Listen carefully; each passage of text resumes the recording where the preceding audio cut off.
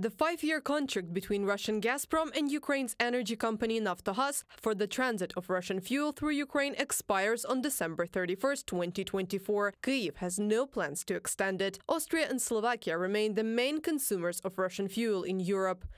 You just need to understand, after the Nord Streams were completely stopped, after the freezing of the gas pipeline to Poland via Belarus, there are currently 2 pipelines supplying Russian gas to Europe. These are the Ukrainian gas transport system and the southern or so-called Turkish stream, which reaches Turkey, and the Russians are actively trying to bring it to the Balkans.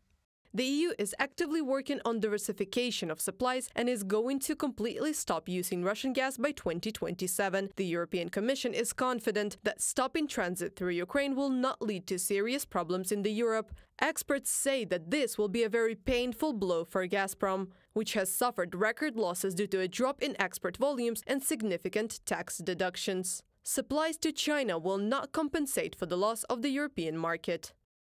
The Chinese demand gas at a price close to the Russian domestic one, and the domestic market is deeply unprofitable for Gazprom. Therefore, whether the company will turn a profit in the next few years will depend on the Russian authorities, who will most likely have to either compromise Gazprom's profit or have to raise the price of gas for domestic consumers, which will destroy the entire model of the Russian economy that has been in place since Soviet times.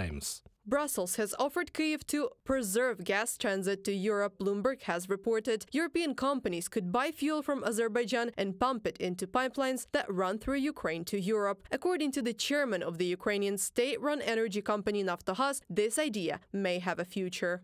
Ukraine has incredible infrastructure of transit and storage gas, which should be used, and Ukraine is predisposed to use this infrastructure because it brings a lot of advantages. Alexei Chernyshev, chairman of the management board of Naftogaz Ukraine, in an interview with Bloomberg.